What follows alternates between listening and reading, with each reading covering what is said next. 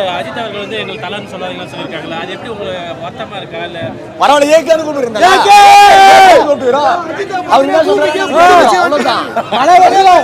அவர் வந்து படம் நடிக்கிறாரு, அவர் ஃபேஷன் போறாரு, வேற வழி இல்லை. அவர் போறாரு, நம்ம வந்து நம்ம வாய்க்கு வந்து போயிட்டு இருக்கோம். அந்த மாதிரி யாரும் சொல்லுதல்ல, ஏன் வந்து வாங்க என் படம் பாருங்க, இப்போ வந்து கூட்டம் சேர்ந்து சாவுறாங்க, அந்த மாதிரி சொல்ல முடியும். அதெல்லாம் வானா, அதுதான் ரசிக மன்ற ஆயிடுச்சாரு. மன்றமே இல்லதல்ல, மன்றம் இல்லாம கூட்டம் பாருதல்ல. இதே மாதிரி படம் திருப்பி இதே மாதிரி ஜேர்னல் ரீரிலீஸ் வரும்தல. ரீரிலீஸ் மாதிரி இருக்கு உங்களுக்கு. புது படம் இதே மாதிரி இது புது படம் இல்ல, ரீரிலீஸ் மாதிரி இருக்கு. இன்னைக்கு நீங்க ஷோ ரோஹிணி பாருங்களா, ஹவுஸ் ஃபுல் 24 ஹவுஸ் ஃபுல் எல்லாமே ஃபுல்லு. இத்தனைக்கும் ரோஹிணி பெரிய ஸ்கிரீன்ல போகணும்னு ஆசைப்பட்டேன், ஆனா கிடைக்கல. ஆனா அந்த சர்வர் கிளாஸ் ஆயிடுச்சு, டிக்கெட் ஃபுல் ஆயிடுச்சு.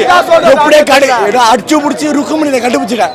ருக்குமணி உள்ள போனதான் நான் 4 ஸ்கிரீன் உள்ள போய் வந்து இருந்தேன். ஒரு 4 ஸ்கிரீன் பாத்துருக்கேன். 4 ஸ்கிரீன் போய் வந்துடும், நாங்க பாத்துட்டு வந்தோம். பைப்பெல்லாம் வந்து வேற லெவலு. எல்லா ஸ்கிரீன்லுமே சரி, தலையோட படத்துக்கு வந்து இந்த படம் வந்து புது ரிலீஸ் மாதிரி இருந்துச்சு. எங்களுக்கு புது படம் பார்க்குற மாதிரி படம் ரிலீஸ்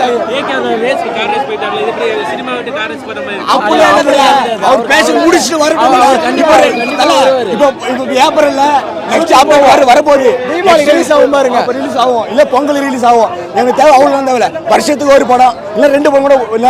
இந்த படத்துக்கு வந்து தடை போட எவனுமே கிடையாது.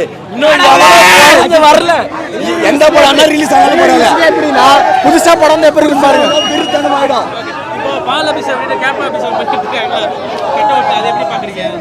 ப்ரோ கடவுளுக்கு பாலாபிஷேகம் எல்லாம் தான் பண்றாங்க. இதெல்லாம் பண்ண கூடாது. பால் இல்ல, கேம்பா அபிஷேகம். இன்னைக்கு பண்ணா தப்பு திட்டுறான்னு சொல்லி கேம்பா. அரசியல்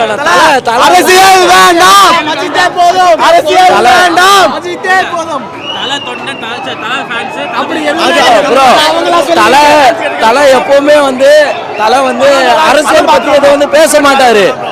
சொல்றவங்க 1000 சொல்லட்டும், ஆனா தலை வந்து அந்த மாதிரி வந்து போற ஆள் வந்து கிடையாது. சரிங்களா? ஓகே.